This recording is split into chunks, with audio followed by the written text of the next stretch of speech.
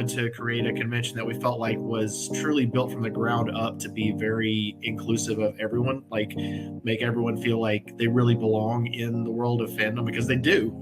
Everybody deserves a seat at the table and deserves to feel comfortable and safe attending events, and not to be shut out of like networking opportunities and fun stuff to do. So that was the original impetus, and it's been so much fun that we keep doing it, just because it's the number of awesome people that we met along the way, and just how much everyone, including us, looks forward to that weekend in October every year. It's not that big a stretch to say that sometimes people do go and then come out a little bit changed on the other side of it, at least in terms of their new friends and their new thoughts on things, and like rejuvenated inspiration. I think the conversations is what Jesse means. When you come out of it and you've had all of these amazing conversations that you don't necessarily get to have in everyday life, people who are smart and funny and usually quite goofy, and it's becoming a family. Let's take an adventure through the new hotel space into a different type of space. Within the Geek Sci-Fi track, we have Woodrow Jarvis Hill joining us to help us do just that. Then, we add a little touch of indie with Marc Gunn's latest album, Come Adventure With Me. So, let's shine that spotlight on the Multiverse Convention with your host, Joe Compton. Hello, everybody. Yes, it's another Spotlight on the Multiverse. I'm super glad to be here. Episode 2. I'm super glad to have my guest, Mr. Woodrow. It's so nice to have you here. It's so nice to see you, talk to you for the first time, and get to know you and all the things you're doing at Multiverse. So thank you for joining me. Thank you for having me, Joe. I really appreciate it. This will be fun. So tell everybody a little bit about yourself for people who don't know you, and give us a little insight into you. Well, you heard my name. I'm actually in South Carolina. I've been a fan of stuff since I can remember. My literal first memory, no joke, the first thing I can remember is watching Errand of Mercy with the end with the Organians and little sparklies on a black and white TV, and going, oh, that's neat. And that led to a love of Star Trek, which in conjunction with discovering Sherlock Holmes in like first grade somehow, things just kind of go from there. You have to be a fan of something at that point in your life. And I found fandoms, and I found joy in reading those kind of stories. I probably read a little too much Isaac Asimov for my own good. And it just kind of went on from there. And my geekdom has actually flowed, as we'll probably talk about, in a number of different ways. Which has all kind of been fun and entertaining in various explosive ways sometimes. Has it always been science fiction for you? Has science fiction always been the love? Fascinatingly, not actually. So one of the reasons I came to want to do this track is because I actually didn't do sci-fi for a while. I went into, and we'll talk about it, I was a Scadian for many years. In parallel, I was also a belly dancer for many years. And it was my world, and it was a lot of what I did. I kept being part of sci-fi, obviously, because both those spaces have a lot of sci-fi elements. In fact, one of the reasons I spent a lot of time in Atlanta for many years was because there was a belly dance convention that took its impetus and ideas from Dragon Con. And so, it just kept coming back. No matter what I did in life, sci-fi kept coming back to me. And I started doing conventions again about a decade or so ago, and have been in and out of it ever since. Is this your first go around at Multiverse, or have you been to Multiverse before? So me and my partner kind of accidentally went to the first Multiverse. Nice. We had a friend who just happened to be going, and was like, "Hey, your guys aren't far away. Why don't you come down for the day and come see us?" And while I was there, I ran into a friend of mine who I knew from belly dance, who had become a writer, who now teaches the belly dance panel at Multiverse. And she was like, "Yeah, this is a really fun con." And so we basically started attending from that point forward. We were really particularly enamored of the years where we had some challenges to attending things in person. And then afterwards, with a very strong policy around those sorts of things. My partner is a bio geek by nature, works in the medical field. And, between her and I, we were both basically like, we want to be very careful about what we're doing because there's people who depend on us. So it was nice to be part of a con that took that stuff very seriously and still does. Was that person you're referring to, is that Paige? Yes. Not my partner, but the friend of mine who's a belly dancer. To teaches belly dancing at Multiverse. Yeah. She's a really good friend of mine as well. So I knew as soon as you described it who it was. But but yeah, we have Anita here and we have Angela here. Hi, nice to see you both. Thank you for joining me. Thank you for joining us. And so from that, so you attended it for once, probably when it really was just finding its sea legs, which is kind of ironic because now we're heading into a new direction with Multiverse in a new hotel and a space that needs exploring and has a lot to offer, a lot more than it had in the previous years. So it's kind of nice that you're at the precipice of that starting point as well, I would imagine. It is. I'm really fascinated by what I've heard of hotel. Unfortunately, I haven't really been there myself. I've heard great things. Of course, Atlanta has a lot of really fascinating spaces, as anyone who's done cons in Atlanta knows. This one sounds like they're really excited to have us. And it sounds like there's a lot of really good places to host things, to have adventures and excitement and really wild things. There's my Hitchhiker's reference for the day. And, I look for, I just got this little slice of it, but I look forward to what we can do with that slice and bring to all the people who want to come in and have fun and learn things. So, as a track director, I am curious, what is your approach to how you're going to define your track? What are some things you are looking to make sure happen for your track? Mostly it's talking to myself and then talking to friends and going, so what have you always wanted to see? So I should explain part of my backstory. So there's two parts that are kind of relevant here in the immediacy. As a Scadian in the SCA, I ended up doing what they called the Middle Eastern track for Pinzik. I think most people have heard of Pinzik. If you haven't, the short form is it's thousands of people in the wilds of Pennsylvania camping and doing medieval type reenactment type stuff. Not quite like a Ren Fair, but very, very close. Within that, there's a thing called Pinzik University, which itself is exciting because it has classes on all aspects of medievalism and doing SCA stuff. I started with that doing a few years of just what they call the Middle Eastern track, where myself as a belly dancer and other belly dancers and other people who are interested in Middle Eastern and North African aspects started building up classes and education around that aspect of bringing that to the SCA.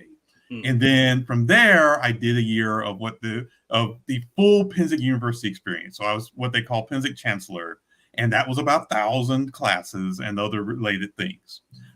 With the help of many, many friends, we put that together, and it was a really good package of events and activities for people. So that was sort of my first background, and I did that. And then for various reasons, I had to get out of actively doing SCA stuff. Had some family and other issues that were more important, as they always are. Then a few years after that, that's when I started doing cons again, because I was actually in conversations with people on LiveJournal about a number of aspects of fandom and sci-fi and other related stuff. started, going to Aresia, WisCon, or WiseCon, depending on how you pronounce it, and a few other similar cons like that, and just kind of, exploring, evaluating, learning, sometimes messing up. Messing up is an important part of learning, and discovering that I really liked doing panels. So there was like one Aresia where I think I did like something like 9 or 10 panels over the course. It's a long weekend, so there's an extra day in there, so it's not that exciting. But there was like a Saturday that I basically did nothing but panels all day. But I really loved it. And I loved stepping in and switching my brain to a different track and seeing what I could bring to the table in that regard. And I learned a lot from that, I think, about how panels operate and how things happen and what should happen. So I've tried to bring both of those experiences, and of course many others, to building this track and this set of panels to try and, so I did aim on 3 axes, if I may. Axis number 1 was, hey, let's just have fun. Yeah. Let's have some panels where we're sitting down and talking about cool things in sci-fi media. The second half is, let's take that sci-fi media angle and apply some of the social justice and thoughtfulness that Multiverse is really famous for, so that we can talk about some of these things from a slightly different approach. Mm-hmm. And the third thing I wanted to bring was a more quote-unquote pure science angle, so that we're also sort of talking about some of the things that are happening in real-world science in some of the panels as well. So those are sort of the 3 angles I tried to approach this as for this year. We'll see if I'm successful. That's awesome. The one thing I will say about like science fiction, especially all the geek tracks, especially, is that there is a crossover. There's science fiction and horror. There's science fiction and fantasy. There's science fiction in learning, in the learn track. And there's obviously science fiction writers who are going to be part of the writing track who also will, partake in your track as well. Are you collaborating with other track directors to kind of cover that aspect of the crossovers and things of that nature? Or are you trying to just kind of, I don't want to say stay in a lane, but kind of push just the science fiction elements? This year I am pretty much doing the latter, and I'm doing that pretty deliberately, not because I don't want to collaborate, but because I looked at my time and looked at the tracks. I said, I have a lot of things I want to say, and I want to see what people want to say about these things. I think there are some elements of collaboration that will come as we communicate and talk. To start off with, I want to say, this is where I'm laying things down. Let's see how things flow out from here. That's fair. And I think that's a good approach for a first track, director, first time track director to take, because, ultimately you took on this job because you have something to say, right? So, indirectly to share, maybe not say may be the wrong word, but to share, you have some fandom that you think, people are clamoring for to talk about. And I think that's important, right? So, Angela says, I always have respect for anyone that uses a Hitchhiker's reference. I'll tell you a secret. Hitchhikers isn't my favorite Douglas Adams work. It's not even, and it's not. It's not. Okay, I'll be honest. It's his nonfiction work. It's now I can't think of Last Chance to See, which many people have kind of vaguely heard of.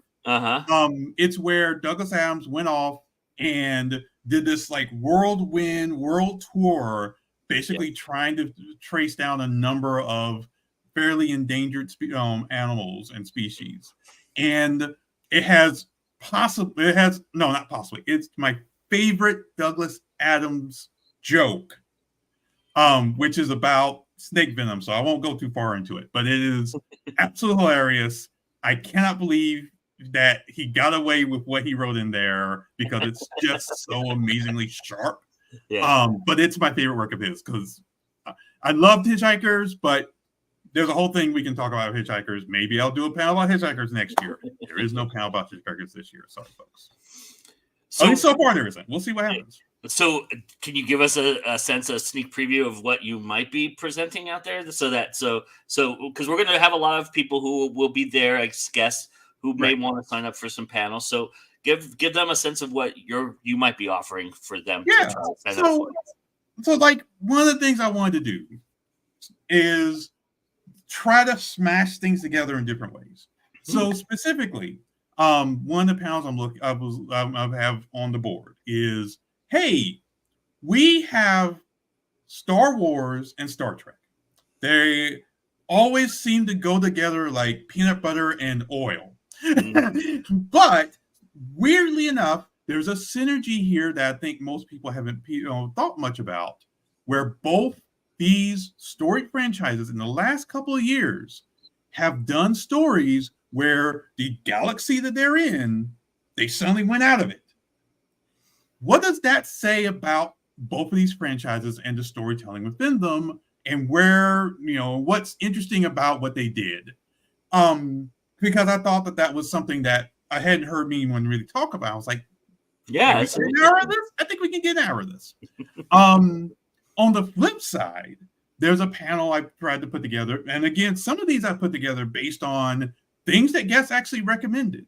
And there was a recommendation of something to do sort of in the general realm of what I eventually put together, which was, let's do a panel and just talk about.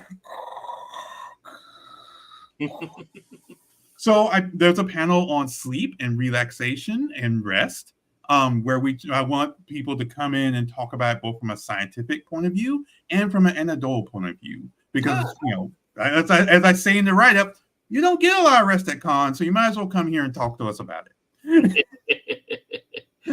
Cool. So that's one of the more sciencey, real sciencey things. And then on the more intense, let's talk about, how we work with things in our real culture, but within our fiction. I wanted to do a panel on, I think I call it the scientific woman.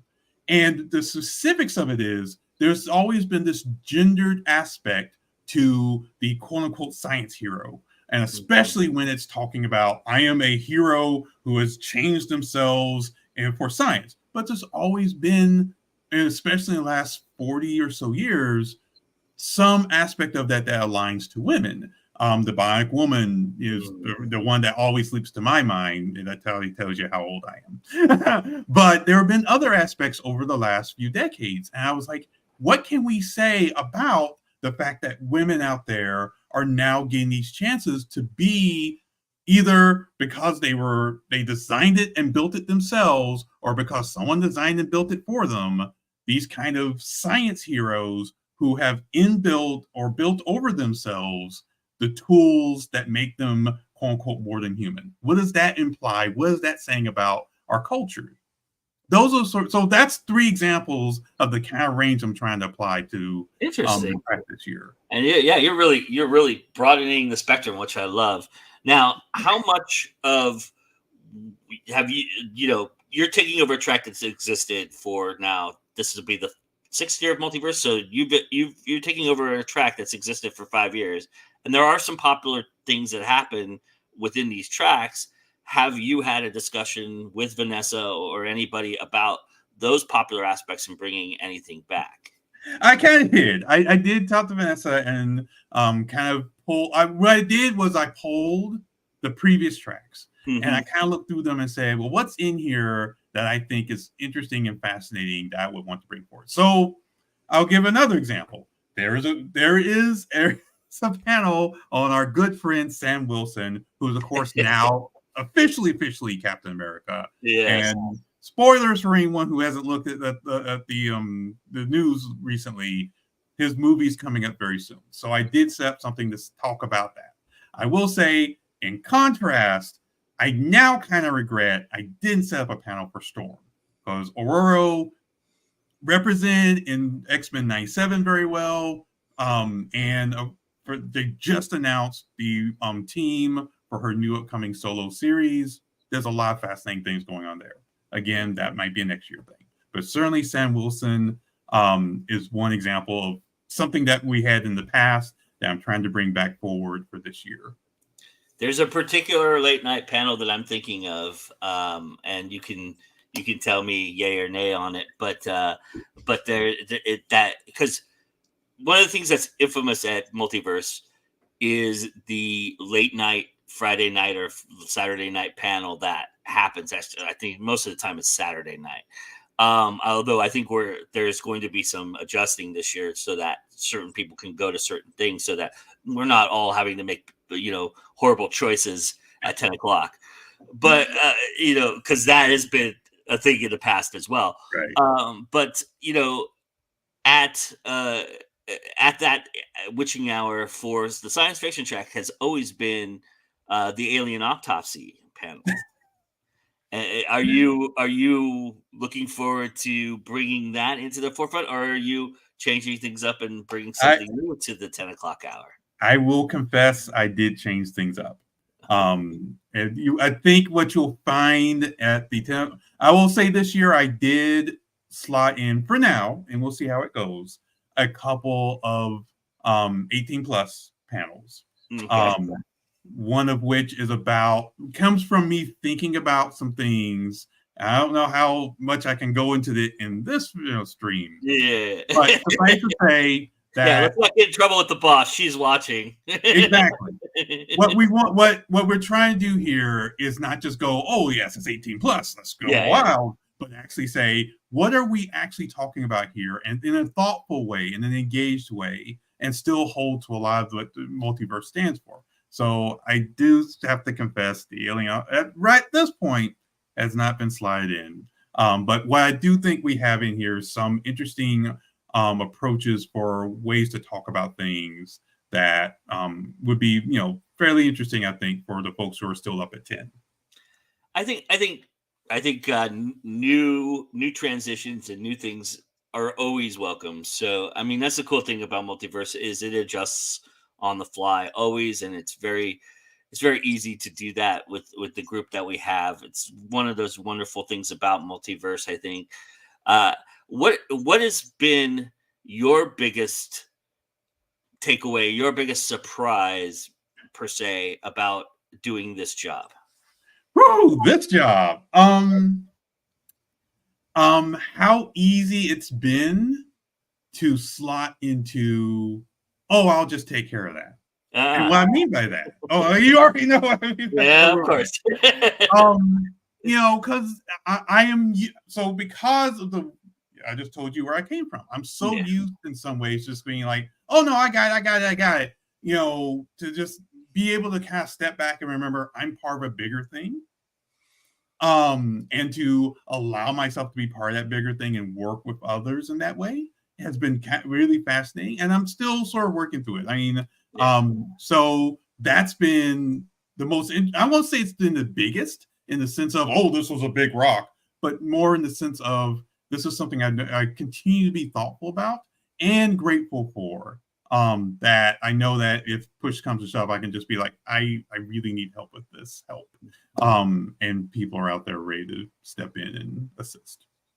Have there been talks about how the panels operate at Multiverse? Because they are unique in a lot of respects, because oftentimes with Multiverse panels, it is more of a circle of friends kind of getting together and allowing the audience to participate and be part of the breadth of whatever subject matter is going on. Have you had those talks about that and seen that? Oh yeah, and I've been to Multiverse enough that I'm familiar with that from that perspective. Mm-hmm. And part of why I built the panels around those axes and kind of thought about what I want to talk to was that I was trying to avoid just having, because I've seen it not just I've seen it in other places. You have the panel that's Star Trek the last 60 years, and then you're basically talking about whatever someone wants to talk about for an hour, and that's fine. But it's so challenging for people who are in the audience to kind of get a sense of what the panels, at best, oftentimes have a narrative flow. Not always, but sometimes. And part of the job that I see myself having is actually similar to a dungeon master / game master, which is to sit there and tell you, here's the path you probably want to take. And then watch your adventurers and go off on that direction instead. And that's going to happen. That's going to happen no matter how I shape the panel, no matter what happens. Because it shouldn't be me telling them what to do. It should be me providing a pathway. And then the excitement comes in what happens in that moment. And the best panels are the ones where you've crafted something where someone can pick it up in the moment and go, okay, let's go have an adventure for the next hour. And that adventure may end somewhere completely different than what we promised to people when they sat down and read this panel and said, okay, let's go. Yeah. And that also depends on the moderator as well. The moderator and how they operate within that scope of things as well, which is key to that idea as well. Exactly. Something that is very, very multiversian, that has a multiverse, a very good stamp on conventions, is diversity. And so talk a little bit about how you plan to incorporate that aspect into the planning for this curriculum. That was exciting. So again, that the challenge is, how do you shape a diverse slate of sci-fi panels while also acknowledging and honoring what multiverse is in part all about, which is having a diverse slate of people there and thus a diversity of topics. I can't promise I'm the most diverse topics ever, but I did try to at least select some panels and think through, like I do a panel that's about basically Black folks in space, where I actually got to reference Homeboys from Outer Space, which was, if you didn't know what it was, didn't miss much, but it's a conversation topic that happens oftentimes in certain spaces when we talk about Blackness in sci-fi. And so things like that, or the panel I put together about, there's an alternate panel, for example, that may come back and be fitted in about age in sci-fi. And so forth. Because one of the things I've been thinking about is, how do you talk about this sort of thing when we're talking about things outside of what we think of as quote unquote diversity? Because that's a part of diversity. Age is a part of diversity. Right. And then there's a panel I put together for, hey, we've got these situations going on where we have a bunch of different stories out there. We have different ways of talking about science fiction. What is really going on when we say we want diverse voices in science fiction? So that's, it sort of seeps into the writer track thing a little bit, but the focus here is on the existing stories and how the voices from those stories inform how we as a sci-fi community and quote unquote consumers of sci-fi react. Yeah, so I was trying to find ways to think through this process and think through, let's find some other angles. And especially because I'll be honest, I came up, for those who have heard of the thing Race Fail, which was a late 2000s situation that happened amongst the sci-fi community. A lot of it happened in LiveJournal, which is how I got caught up in it. It's also how I kind of got aware of many of these things. But those of us who came out of that and started doing panels at cons would end up basically having to do a lot of emotional labor about the concepts that we were bringing to the table, because a lot of people hadn't heard these in the way that a lot of folks were communicating them. And I am mindful of that and I'm trying to say, hey, let's continue to have those conversations, but maybe let's continue to find new angles. Let's continue to find new ways of talking about them so that people aren't looking at this and going, oh, I gotta bring a whole bunch of myself to this table in ways that are just heavy, man. Whew. I don't know if I want to do this. Yeah. So that's a large part of it. When we talk about a diverse slate, it also has to be diverse in terms of tone, in terms of joy and honoring our past and the fact that we're here in no small part to have fun. Well, it all goes back to your first axiom, which is have fun.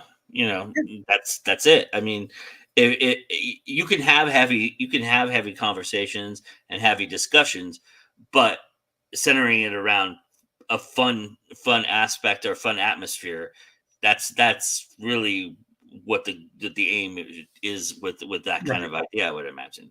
Right. Now, I'll say on the flip side, I do have a panel on the Hugos of last year. Mm-hmm. That will probably not be fun. Yeah. But as I was talking about with a couple of folks, I was like, I think this is something.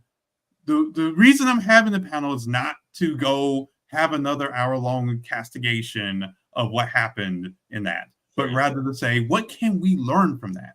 What are the lessons that we need to be taking away? Not just in terms of these are the things that the Hugo should do better next time. That much people are working on. But what are the things that other cons, even Multiverse, might need to learn based upon what happened with those awards and with a surrounding event with them. So we covered that here on our news program. It was crazy, and it is kind of seeping through there. There was a romance con in Denver that had some issues as well. That was kind of, I heard that, and and then of course NaNoWriMo, we covered that as well, which was crazy, insane. But so I'm like, so there is something in the ether, if you will, where these sorts of situations keep popping up over and again. And although I centered this conversation exactly on the Hugos, I would not be shocked if people brought in those other situations and said, hey, is there a repeating pattern here? And if so, what's the genesis of it and how can we evaluate it going forward? Yeah. All right. So leading into a conversation about you, my question that's going to touch on multiverse here, but it's really going to bring about who you are. Okay. So one thing that is very famous of multiverse is when they introduced the track directors for the first time, and it's kind of like this boxing wrestling intro kind of thing where you get some music behind it. Are you going to break out some dance for us for those of us who attend the opening ceremony? Do you have something you choreographed or you're thinking about choreographing for that moment? I have not thought about that in depth yet. I cannot promise that I will belly dance my way through the opening ceremonies.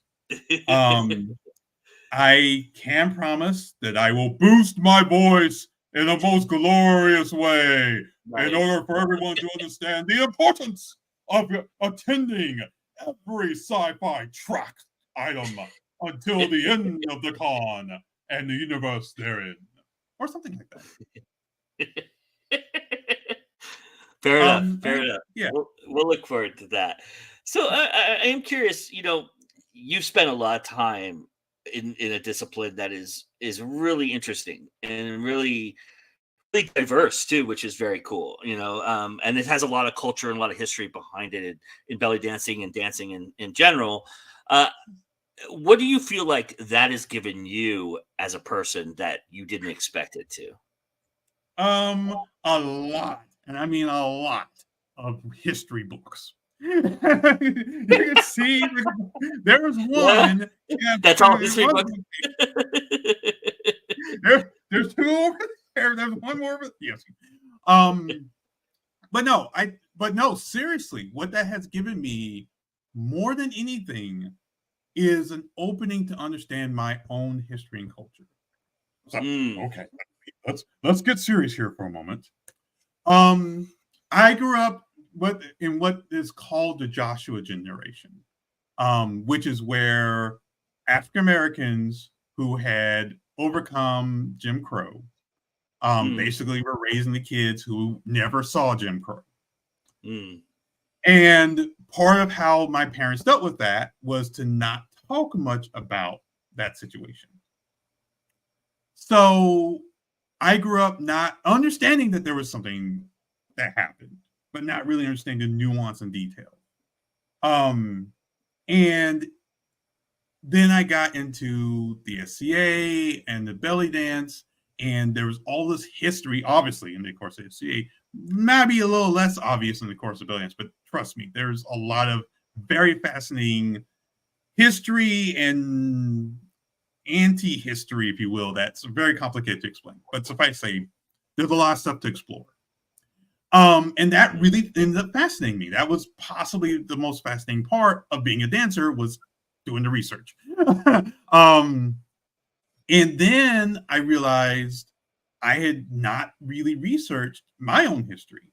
So now I have, amongst the books on, the Islamic diaspora, amongst the books on, a whole bunch of other stuff related to South Asian history. I have books on the Civil War, Reconstruction, all that kind of stuff, trying to understand a little bit more about where I come from and being able to apply all these lessons I learned from decades of researching all these other cultures to my own culture, essentially.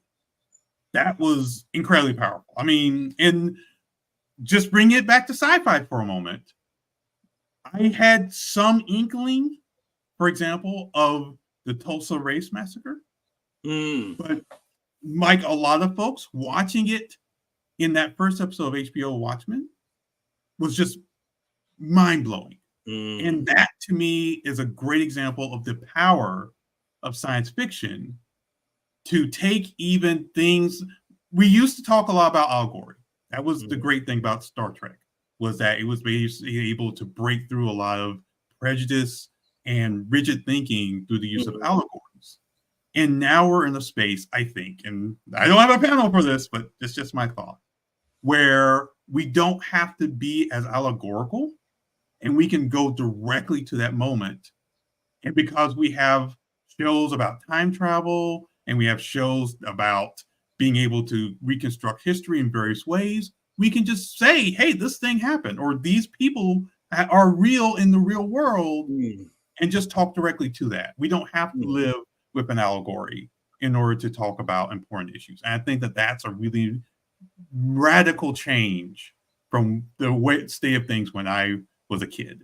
Wow, that was a lot. Okay. No, it's great. No, there is also the discipline of, especially like an art form like belly dancing, where there is a set moves and discipline that and you do things in certain orders and things of that nature. But talk about how much you get creatively from that aspect. What do you feel like that it's all mind memory? Do you utilize kind of that aspect more, or do you feel like there is an improvisational creative flow that comes from what you do and how you do it? Okay, yeah, I am primarily, or at least I was. I mean, part of this is that I have not been active as a belly dancer in the last few years. But primarily I'm an improver. I get up on stage, or I get on the dance floor, and I move to what the beat tells me. Now, having said that, can I do choreography? Yes.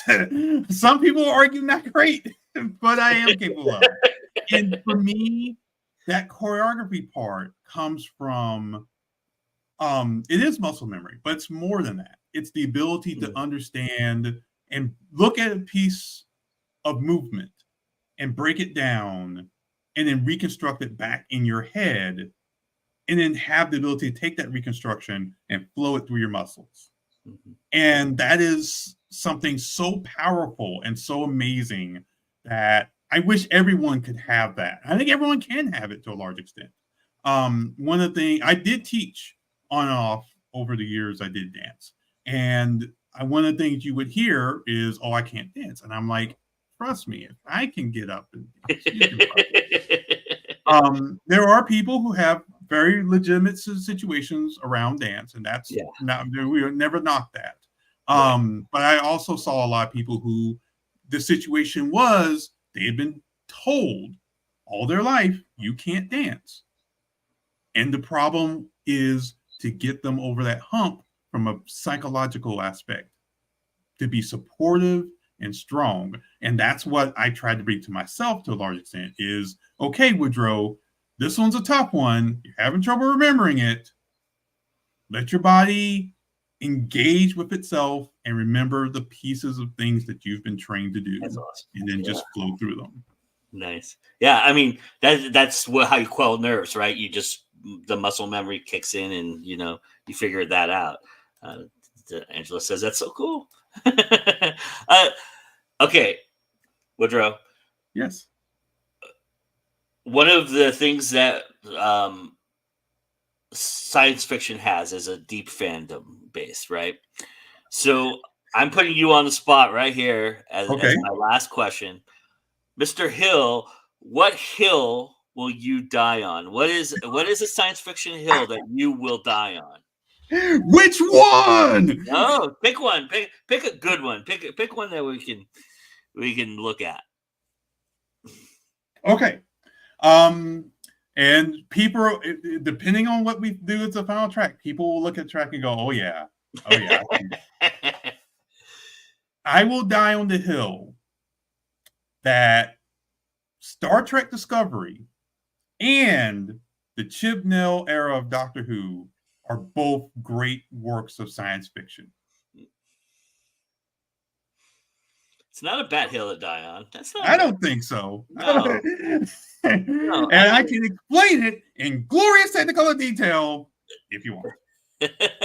Well, give us a little taste of that. I mean, I don't want to take up the whole hour with it, but give us a little taste of it for it. So I'll focus on the Chibnall and Whittaker Doctor because I can explain it pretty simply. My favorite Doctor of the classic era is the Seventh Doctor, Sylvester McCoy. And part of what I adored about him and Ace, and they were the prototype for the current Doctor, current era of Doctor Who in many ways. But one of the things I adored about them is the sense that the Doctor wasn't always what we had thought he was, and now they are. And that's a great thing that we now can say they. And that there was all this mystery and tiny whininess around that Seventh Doctor and what he was doing. And then Chibnall brought all that back, but flipped it based on, fascinating enough, his own personal history is what he brought to what he wrote for her. And said, the Doctor is unique and fascinating, but that's not necessarily a great thing. That there's great tragedy inherent to them as a person because they are special. And I think so many of us are special.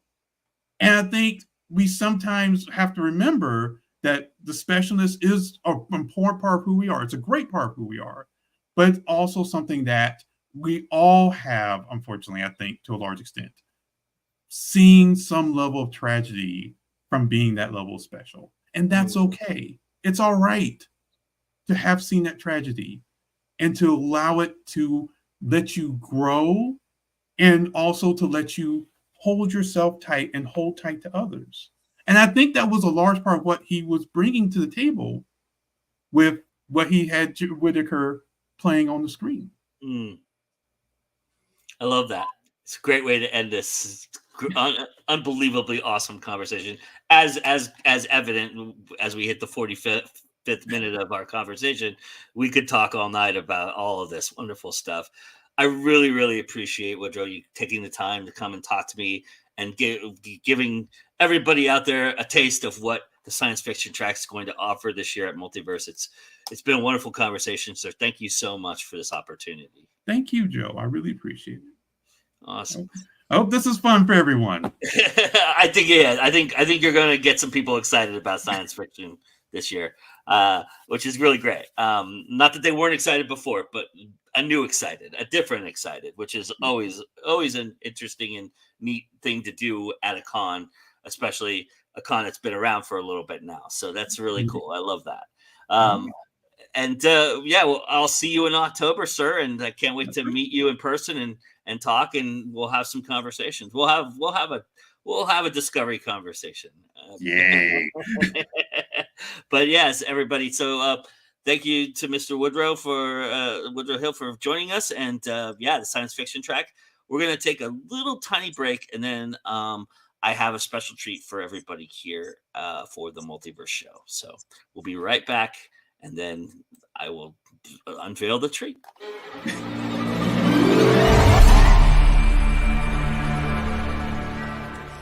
If you've ever had a child or been a child, you'll understand just how far a parent will go to fight a ghost who's haunting your kid. I'm Beverly Graves Myers, and I'm going to read a bit of my story, Tomorrow's Ghost. Mom, don't forget the cupcakes for the Halloween party tomorrow. I told Miss Halloran you'd make the ones with the marshmallow jack-o'-lanterns on top. Jordan slung her backpack on the counter and danced across the kitchen to grab a piece of toast.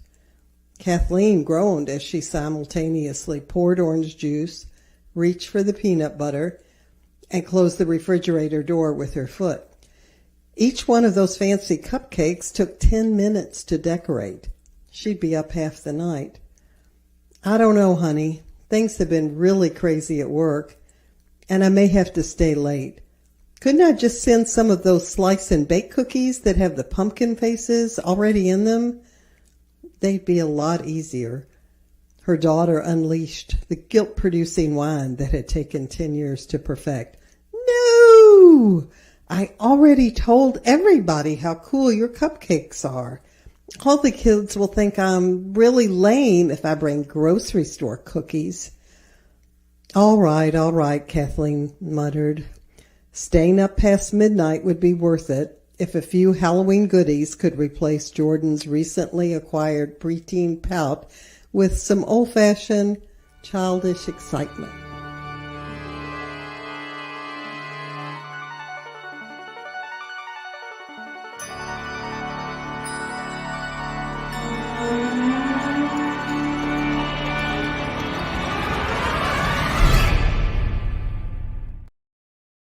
We'll have more great stuff from Inked Publishing, one of the sponsors at Multiverse here, about some anthology opportunities for all of you out there come on Monday. So come join us on Monday. We do have another Spotlight show. The next Spotlight show is going to be at 6 o'clock Eastern on Monday, where I will have the awesome Misty Massey and Mark L. Abbott. And yes, you better believe we're going to talk about Monster Mash. But those two guests will join me, and then of course we'll have some stuff on Inked Publishing and also vendor information for you. If you're looking at the vendor, you're not quite sure what it all entails, how to get involved with that, we'll be talking about that as well. And a little bit later on to end the show tonight, we're going to continue the conversation about the packages that are being offered by the hotel at Multiverse that you should all take a look at. But tonight, since I didn't have a second guest lined up for the show, I thought I would bring in a guest from last year in a different way. Everybody who has attended Multiverse, who's been around the con scene in the southeastern area, knows of Mr. Marc Gunn. Maybe even beyond that, you'll know about Mr. Marc Gunn. He's a Celtic. He's a Celtic folk singer who has produced quite a bit of wonderful, wonderful art out there. And tonight, I'm giving you all the first look at my review of his latest album. This is A Touch of Indie. It is Marc Gunn's Come Adventure With Me. And then we'll be back to wrap things up. After providing us with 27 different combinations of blissful and insightful folky tales and tunes that fans of his have all journeyed far and wide and escaped with for a long time, it is finally on this 28th album that he is asked point blank to come adventure with him. Hi, I'm Joe Compton, and this is A Touch of Indie. and I'm here to review the amazing Marc Gunn and his 28th album released on March 4th, 2024, entitled Come Adventure With Me. Knowing just a tad bit of his back catalog and really exploring it for the first time for this review of this current release, I would have to say the title could not be more apropos and more insightful of the retrospecting that is done here on this album. Now, fans of Marc's are not going to be disappointed. There are some really nice nerdy references. There's some clever bantering within the songs and the titles themselves that are nuanced references and some very overt. Not to mention a lot of great home musically inclined compositions reminiscent and very much in the vein of what Marc Gunn is known for. But there are a few strong layers here that he hasn't explored much before, or at least not in a long time on any other album. Songs like A Favor of a Dance, Redemption, and my personal favorite song on the album, Blink. These songs have a heavier commercial tone to them that really show a different side for Marc's really well-constructed musicianship prowess. I love hearing those songs because they also have this rich surfaces in the lyrics that are a tad bit more catchy and phonically settling. The arrangement of where they sit in the scope of absorbing this entire album. Now, don't get it twisted. Marc Gunn shows why he is one of the most unique and talented musicians in this Celtic space, and why those jealous of him have shunned him for this. He realizes a rich musical history of a culture and mixes it with references that a fandom can get behind so amazingly well. Battlestar of Munster, Reaver Drinking Song are two prime examples of how he can mix it up and give you that Marc Gunn flair. He shows a lot of traditional stylings here as well, with songs like Selkie's Life and Spiderwebs. Marc knows how to compose a song. He leans on his strengths, and he keeps his audience he's already captured and gives them something new to gravitate toward. But I love this idea that he doesn't rest on that. That he reaches, he tries something different here. A lot of the efforts that combined with his talent and his experience make for some of the best softer music I have come to enjoy when I needed softer music. Blink and Favor of a Dance have been regulars in my playlist rotation since I was first given the opportunity to hear this album. So Come Adventure With Me is just that, a fun wandering into a very well done album with a few nice surprises along the way. And I think it's worth listening to, even if you're not a fan of Celtic or fandoms. If you just need a softer, nicer tone to your day, maybe even a little smile, maybe even a little chuckle, I say Come Adventure With Me is the perfect album for that. So go get your copy and join the journey. And remember that it is always time to go indie now. Give me the favor of a dance. Give me the favor of a dance. We prefer generosity. Given that, then won't you please give me the favor of a dance. Marc Gunn, Come Adventure With Me, an incredibly great album. I really enjoyed that album a lot, and it's something that I thank you, thank you, Angela. But yeah, it's just something that I really, wouldn't have been exposed to if it wasn't for Multiverse. If it wasn't for being able to have the privilege and just the absolute. I'm just so grateful for the life that I lead, because I can go to these cons and meet all these people. Marc being one of them. I got to meet him last year on this show and talk to him and get to know his music and see him perform and do all those wonderful things. And it's just an amazing experience. If you do see Marc Gunn at a con, definitely take some time to check it out and give it some time, because I think you'll really enjoy what he does, and he's amazing at it. So, and I know he'll be at Dragon Con. So if you're going to Dragon Con, you'll probably get a chance to do just that, and get a chance to absorb some Marc Gunn. That being said, we're jam-packed this weekend, everybody, with a lot of great shows. And I just wanted to quickly just talk a little bit about all of that before I give you all the last bit of multiverse stuff here. And that is, so this weekend we have Zero Means You're Dead, which is our indie RPG game variety show hosted by SM Hillman. He's going to have Bob Magoo on to talk about one-pagers and RPGs. It's a wonderful conversation. We also have some footage from Jordan Con that we got during their creative design and RPG game panel, which was a lot of fun as well. So you get to see the inner workings of how a game comes together, especially indie-wise. With that, a little bit of insight. I'm not going to do the whole panel, but there is some things that happened during that panel that I think you'll enjoy. So you'll be able to check that out tomorrow. That premieres at 8 p.m. Eastern tomorrow. And then on Sunday, of course, we have This Week in Indies. I want to talk a little bit about that because I think people are going to see that it's about romance and tune out.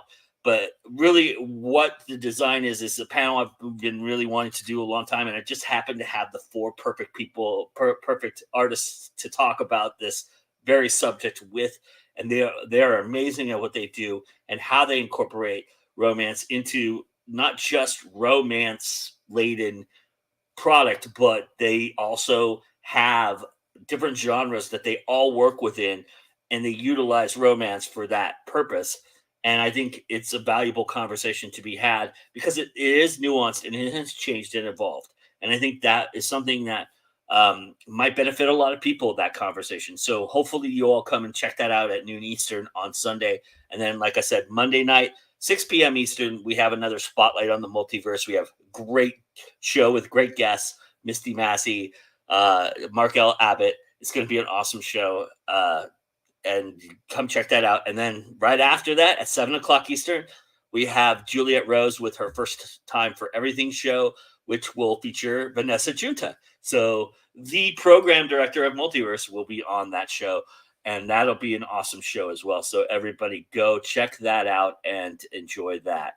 Also, something you can enjoy if you do attend Multiverse is the many packages that the hotel has so kindly put together for this year's attendees to kind of try out. And here's an outlook of those. I'm going to leave this up to Jesse and Allison to tell you all about those packages, and then I'll say goodnight. These folks were like, let's come up with some packages, some classes, some things like that you can do to really make it a good offering to people, not just turn us loose to go figure out how to, and just hope people go eat in the restaurant or something. So they've worked out some really good stuff with us. Like you can pre-purchase meals.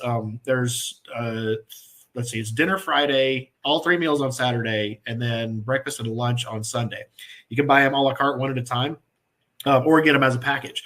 And the two, I think, coolest parts about this is one is that all of these, whether it's a la carte or the packages, taxes and tips are already fully included. So like whatever, if you buy one of those packages, that's all you pay, you're done. So those are, and every one of those, like if you're going to eat anyway, especially if you were going to eat in the restaurant anyway, this is a way to have it taken care of ahead of time with the taxes and gratuities included. And it helps Multiverse toward our obligation to the hotel. So those are really good. And if you have dietary restrictions, we also are working with the hotel right now to try to come up with, like gluten-free options and things like that to make sure that we're being inclusive on that front as well. Yeah.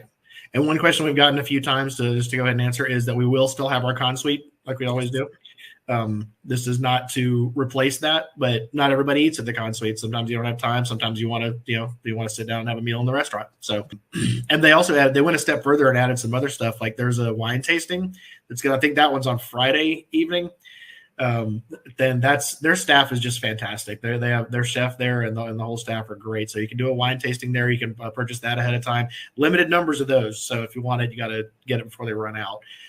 Same goes for the cocktail mixology class, which I think is pretty exciting. Like you learn the kind of tips and techniques for making a couple of favorite cocktails. And the best part about the wine tasting and the mixology class is you get to drink the results. Like it's like going and buying a couple of drinks, but you're actually getting to make them yourself and learn a little something. And yeah, so those are good options too. You can add those on if you like. 7 to 8:30 is usually the dinner break, and so those classes will be during that time so that they're not against programming. So you won't miss any of the multiverse programming if you do those. Yep. Yes. Exactly. And Joe says, got my drink package. The hotel may regret that option. So you want to talk about the drink? Yeah, I was going to get there because that's another one you can get ahead of time. Would be the Saturday night open bar. And we like to do it upright because, like, you know, if you ever, it's nothing against any hotels, but if you ever have had drinks at a hotel bar or anything like that, you know, they're going to get their money. Like it's not the cheapest place to get drinks. So the way to do it, if the option is there, if there's an open bar option that you can get ahead of time, you will save yourself some money. And we didn't want to, this isn't just like for an hour. This is for 4 hours on Saturday night during the late night programming and the Saturday night party. So yeah, 4 hours, all you can drink. We'll make sure there are some decent brands, beers, wines, everything for you, and non-alcoholic drinks too. That'll be included. Although, you know, that's debatable whether the value's there if you're just going to be drinking Coke. And then we've packaged it all up together. Like if you just want to have everything done ahead of time, you can get what we call the Everything Everywhere package, which is you get all 6 meals that I mentioned, plus the wine tasting, the cocktail mixology class, Saturday night open bar, and your con t-shirt. Just all in one package. So a lot of options there. They're all on the checkout page. So when you go to get your membership, they're all right there and you can just get it all at the same time. And now what if people have already bought a membership? Can they then go back in and buy those other things? Yep. You can go back anytime and pick them up.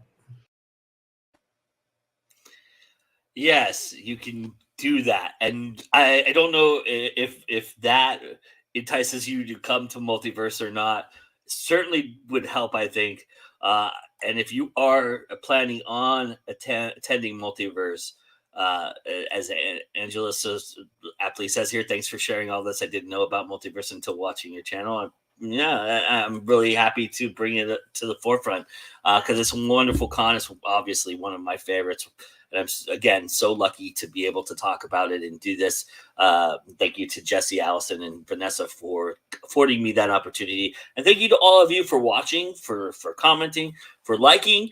Hit that like button, smash that like button for me, and subscribe if you haven't subscribed to our channel. Like I just told you, there's a lot of great stuff happening just this weekend, and we just keep on going and doing more stuff.